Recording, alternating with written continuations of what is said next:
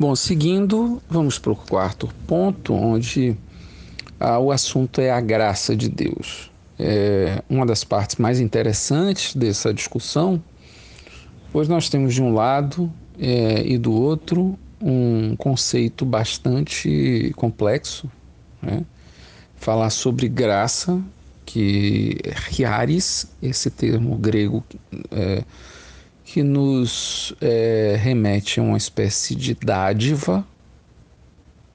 Então, algumas vezes, graça é utilizada no Novo Testamento como uma espécie de dádiva, uma espécie de dom, uma espécie de algo entregue.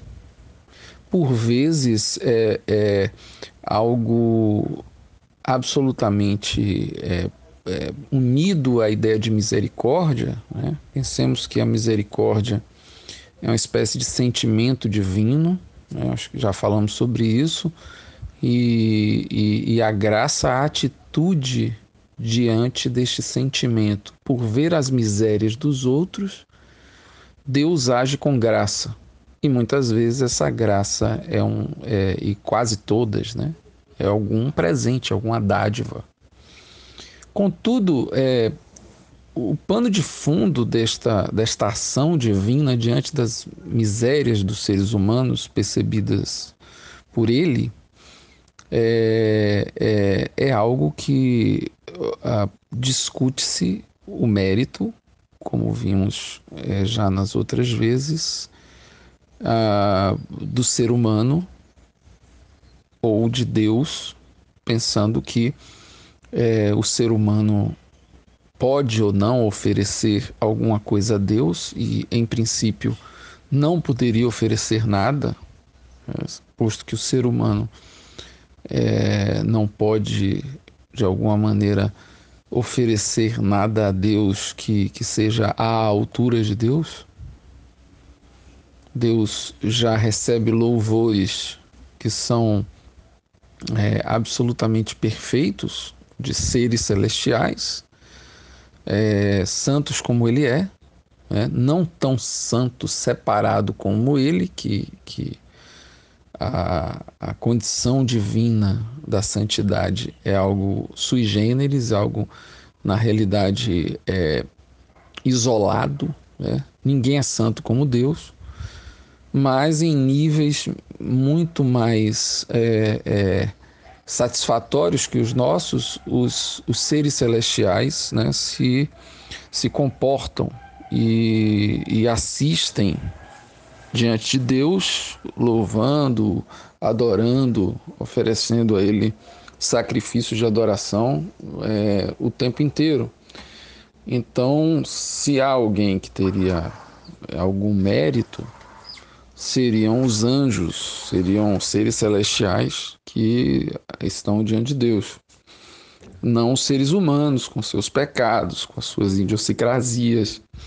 Então, este ser humano, teoricamente, não teria nenhum mérito na sua condição salvífica, na sua condição de salvação, na sua condição de alguém que pudesse ou não ser aceito ou rejeitado por Deus. Então, em princípio, essa graça, ela entende-se como sendo exercida sem a possibilidade que haja alguma resposta à altura. Então, Deus oferece coisas às pessoas, oferece a vida, oferece a salvação, e o ser humano, em princípio, não poderia responder à altura. Afinal de contas, que tipo de coisa pode se dar a alguém que lhe oferece a vida? Que tipo de coisa poderia se dar a alguém que lhe oferece a possibilidade de não viver a mediocridade espiritual, né, podendo viver a abundância de espírito? E que tipo de resposta à altura pode se dar a esse que, então, de forma gratuita, a partir da fé, nos oferece, então, a possibilidade de entrarmos no reino de Deus. Então, este senso de gratidão, este senso de compreensão da dimensão desta graça ofertada a nós seres humanos é algo que precisa ser contemplado, né? Então, assim, dentro da doutrina cristã, nós seres humanos temos que agir com total gratidão, né? Com espírito absolutamente agradecido, coberto de ações de graças, em função daquilo que nós recebemos como favor imerecido, que seria uma das traduções desta palavra, né? Charis, é um favor de Deus para aqueles que, muito pelo contrário, não podem lhe oferecer nada. Deus oferece todas as coisas, né? E nós não podemos responder à altura, mas respondemos conforme os seus mandamentos, conforme o seu mandado, em se tratando, por exemplo, da salvação, com a própria aceitação da sua palavra, do seu convite à vida cristã, à comunidade cristã, tá?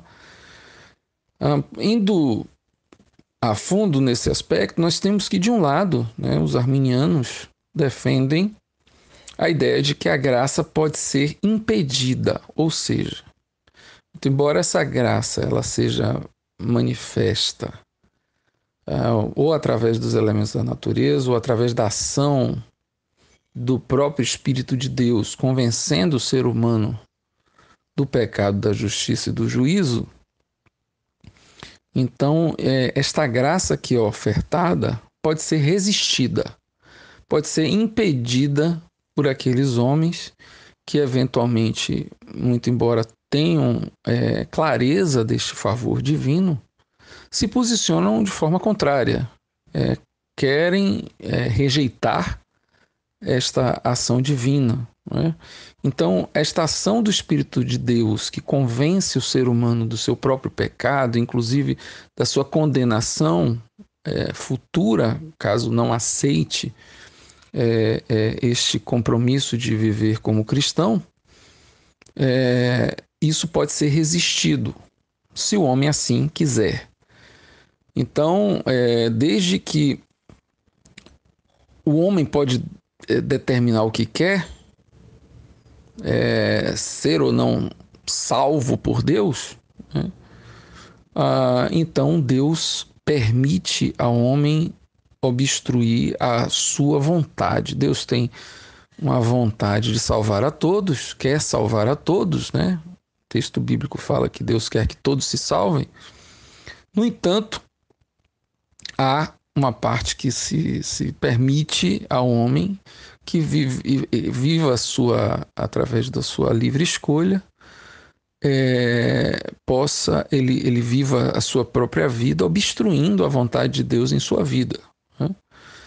Então, Deus, nesse momento, ele fica impotente, porque pensemos que há um certo princípio de cavalheirismo, no qual Deus convida pessoas a seguirem os seus passos, os seus caminhos, e alguns abrem a porta dos seus corações, alguns abrem a sua vida, a sua intimidade para o controle, no sentido da determinação, né, das coisas divinas, e outros que não. Outros que fecham essa porta, não cedem ao cavalheirismo divino e simplesmente dizem, olha, eu não quero isso para mim, eu quero que esse espaço continue visitado apenas por mim mesmo, não quero que nada seja mexido, eu estou satisfeito com aquilo que eu tenho,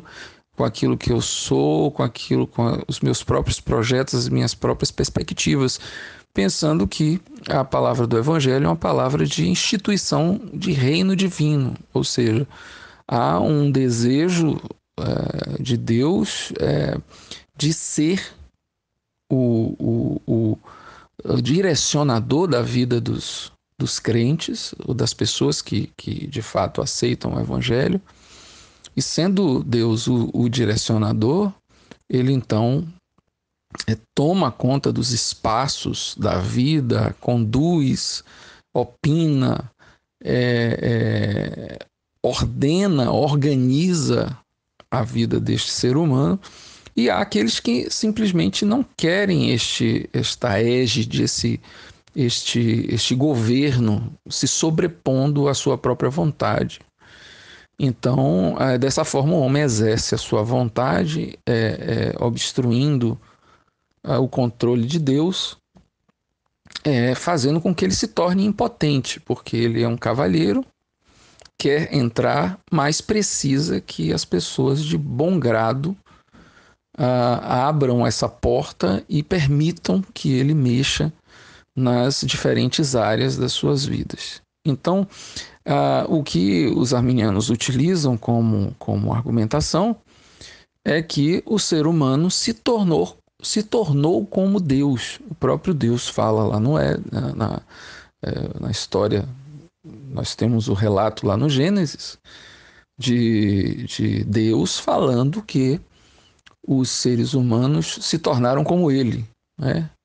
Então eles se tornaram também como Deus, como nós, né? Conhecendo o bem e o mal. Então, se esse ser humano se torna como Deus, ele também deveria, né? Ou imagina-se que ele estaria controlando o seu próprio destino. Então, nós temos aí que isso inspira uma série de movimentos, principalmente das cruzadas evangelísticas. Nós temos os evangelistas mais efusivos do ponto de vista de tentar convencer, tentar persuadir as pessoas a respeito da necessidade de se renderem a Deus. E essas pessoas mais efusivas nesse sentido, mais expressivas, são arminianas. Nós temos o exemplo, por exemplo, do John Wesley, do Charles Finney. São figuras, né? O próprio Billy Graham, que é um dos maior de todos os evangelistas, todos eles faziam apelos evangelísticos para a salvação das pessoas, de tal forma que essas pessoas fossem persuadidas, né? E persuadidas de um ponto de vista até sentimental. Então, apela-se esta ideia de fazer um apelo para a salvação, é uma coisa essencialmente arminiana, porque quer tocar a vontade do ser humano no sentido de sensibilizá-lo, já que Cristo está à porta e bate, e precisa que a voz dele seja ouvida. Então este ser humano precisa sensibilizar-se para isso, precisa ter a sua mente despertada para essa ideia de que precisa aceitar a Cristo, né? Cristo precisa ser aceito. Não é Cristo que aceita a pessoa, é a pessoa que aceita a Cristo, porque Cristo está de alguma maneira à disposição, sempre com o coração aberto, sempre com os braços abertos. Nós temos, inclusive, uma perspectiva teontológica diferenciada do elemento calvinista, porque aqui o Deus amoroso, ele sustenta o seu amor e a sua proposta constantemente, né? Diferentemente do ambiente calvinista, em que Deus é o Senhor, né? E precisa, no caso, ser considerado como tal, e o pecador deve, de alguma maneira, humilhado, estar diante da sua presença. Então, veja que você tem um aspecto tanto teontológico, tanto da visão sobre Deus, como um aspecto antropológico também, porque o ser humano, ele de alguma maneira ganha um certo protagonismo nessa ideia de que a sua conversão tem que se dar a partir da sua própria decisão, né? E esta decisão implicando no fato de que Deus está sempre de portas abertas, sempre querendo recebê-lo. Basta que ele seja tocado na sua sensibilidade e não deixe que o Cristo esteja fora do seu coração, padecendo de solidão, de qualquer coisa assim, né? Esta ironia está em cima de alguns aspectos de exageros dos apelos evangelísticos, mas há que se pensar que esta é uma forma muito, digamos assim, peculiar mas ao mesmo tempo, né, esse peculiar se tornou algo bastante comum, né, nas realidades eclesiológicas, e nós temos em diversas igrejas, em diversas comunidades cristãs, esse tipo de prática, de um apelo bastante persuasivo e que visa tocar nas emoções, inclusive com fundos musicais, né, enquanto este apelo é feito para que a sensibilidade seja aflorada do indivíduo a fim de que ele se renda a essa tão graciosa forma de Deus agir, se comportar e esperar, né, que o coração se quebre do indivíduo. Então, esta graça, então, de Deus, esta dádiva de Deus, do ponto de vista arminiano, pode ser absolutamente resistida, porque só depende dele, né? É a mesma linha de raciocínio, só depende dele que, de alguma maneira, depois de ter tido a clareza, a revelação de que este é o caminho que Deus tem para ele, ele tem ainda a livre escolha de dizer sim ou não. Então, mais uma vez, é bom que se diga que o aspecto pelagiano aqui escapa. Há uma revelação anterior, né? Deus, de alguma maneira, revela o seu cuidado, revela o seu amor para o homem, fica claro isso. Acontece que ele pode aceitar ou não. Então, essa graça oferecida por Deus, ou seja, esta dádiva, mesmo percebida pelo ser humano como dádiva, mesmo percebida pelo ser humano como algo oferecido e até vantajoso, de alguma maneira, há quem possa rejeitá-la, devido ao fato, inclusive, de que não é um caminho fácil, né? Vejamos que a proposta da vida cristã passada com certo grau de honestidade, não é um caminho fácil.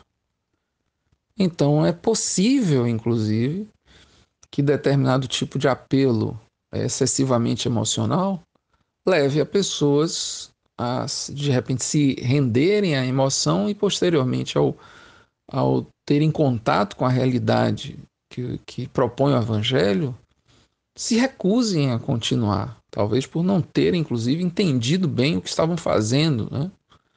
Isso acontece também com uma certa frequência. De toda sorte, veja o quanto um aspecto doutrinário altera o tipo de discurso, que no caso é mais persuasivo e apelativo, o tipo de reação, que é um pouco mais emotiva, e que leva, digamos assim, esse conteúdo de compreensão, né, às esferas da teontologia, quer dizer, da forma como se vê Deus, como muito mais paciente e caridoso, e da forma como o homem se enxerga, o aspecto antropológico, que ele, a partir desse momento, se entende como alguém que pode decidir se sim ou se não para esse Deus, né? Então, há uma certa carga diminutiva ou uma carga até já concluída a respeito da obra de Deus, né? A obra foi feita, continua sendo feita do ponto de vista que revela ao ser humano os caminhos, mas agora, de alguma maneira, é preciso que o homem dê algum passo. Então, a carga sobre a sua decisão e a sua parte nesta obra acaba pesando, obviamente, mais um pouco. Sigamos então pensando no quarto ponto do calvinismo, falando a respeito do que se chama de graça irresistível. Diferentemente, do ponto de vista arminiano, a graça ou favor de Deus, ao ser percebido pelo ser humano, ao contato do ser humano com esta percepção, não há outra reação senão a positiva. Então, subentende-se que, dentro do ponto de vista calvinista, que ter revelação significa decidir por Deus. Aquele que não tem a revelação, ele não decide por Deus, porque, afinal de contas, nem entendimento, nem capacidade de ver as coisas ou discernir as coisas lhe foi possível. Então, este ser humano, ele, a partir do momento que de fato entende, ou que de fato isso foi interiorizado, né? O ser humano, então, vê a graça, percebe esta graça, ou seja, percebe esse favor divino, então isso se torna absolutamente irresistível. Então, nós temos a ideia da graça irresistível. Então, assim, a vontade de Deus, então, não pode ser obstruída de forma nenhuma, a partir do momento que ela entrou em ação na direção do ser humano, ou seja, a vontade de Deus se cumpriu já no fato deste ser humano ter clareza a respeito do que é a obra de Deus, do que é a vontade de Deus. Tendo esta clareza, então, automaticamente, a vontade de Deus já está se cumprindo e prossegue na direção de cabalmente salvar esse ser humano. Então, finalmente, ele é salvo, ele não resiste a essa graça, não há mecanismo no ser humano capaz de se sobrepor à vontade de Deus, que se expressa revelando esta graça, que, no ponto de vista calvinista, é absolutamente irresistível para o ser humano. Então, assim, é importante que se diga, né, o texto nos coloca isso, que os calvinistas não querem, com isso, dizer que Deus esmaga uma vontade obstinada do homem, né, como se fosse um trator. A graça irresistível, ela está baseada na própria onipotência de Deus, que, assim, se Deus quisesse, né, assim, já que Deus quer, melhor dizendo, né, ele salvar, então ela está baseada mais no dom da vida, conhecido como regeneração, desde que todos os espíritos mortos que são alienados de Deus são levados a Satanás, que são os deuses dos mortos, e os espíritos vivos são guiados irresistivelmente para Deus. Então nós temos aqui uma ideia, veja, de que é importante nós compreendermos que, para o calvinismo, é impraticável que o processo de regeneração, né, de mudança, regeneração um pouco mais do que mudança, é algo de fato que nos leva a uma ideia de transformação. Esta transformação ela acontece do ambiente mais interno possível para o ambiente externo. Ou seja, primeiro o que acontece no ser humano é um contato do espírito humano com o espírito de Deus.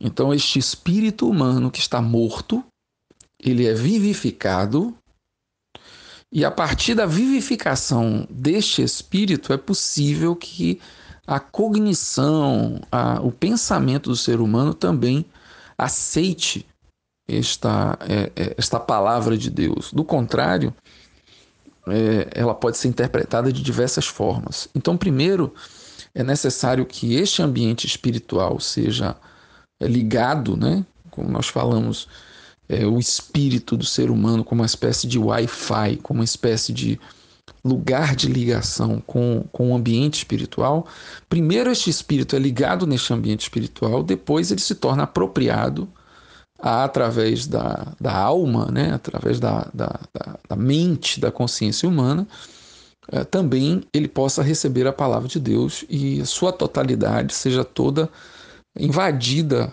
né? Todo o seu ser seja invadido pela presença de Deus.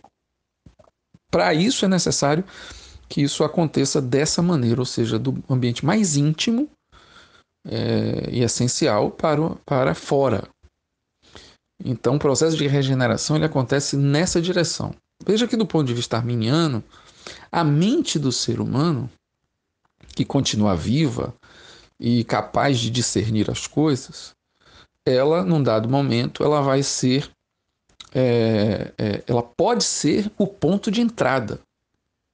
Ou seja, o convencimento do próprio entendimento, da própria compreensão do ser humano pode ser a porta de entrada para o seu eu mais profundo, interior, o seu ambiente, a sua realidade espiritual, sua janela para o mundo do espírito.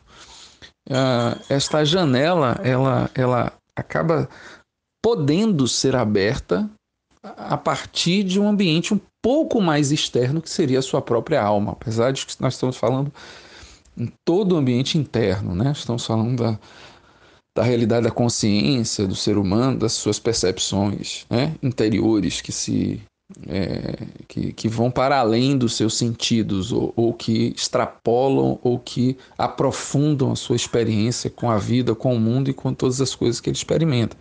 Então esse ambiente interior, que é a alma, para o arminianismo, faz todo sentido que ele possa receber a Deus, a palavra de Deus, neste ambiente e depois o seu espírito seja vivificado. Enquanto para o calvinismo é impossível que esta mente, né, como nós já falamos aqui, mas sendo mais específico, porque nessa questão aí, em essencial, nós temos uma ideia de processo. Né? E o processo, essencialmente, para o calvinismo, ele se dá inevitavelmente ou invariavelmente a partir da vivificação de um espírito morto que está entregue a Satanás, né? E que é o, digamos assim, o espírito que tomaria conta dos mortos, né? E a vida está em Deus. Então, o espírito ele precisa ser vivo ou vivificado antes. E assim se dá o processo de regeneração.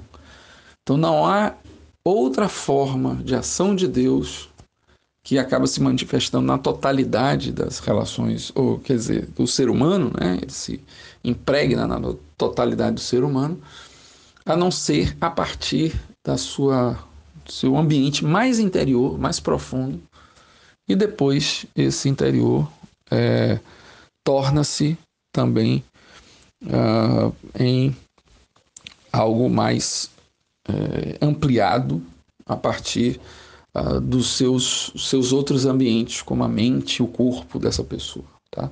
Enquanto para o arminianismo é possível que a mente seja convencida, seja trabalhada, seja direcionada, sensibilizada a ponto de ser ela também o lugar que pode despertar a necessidade desse espírito ser vivificado e isso acontecer a posteriori, ok?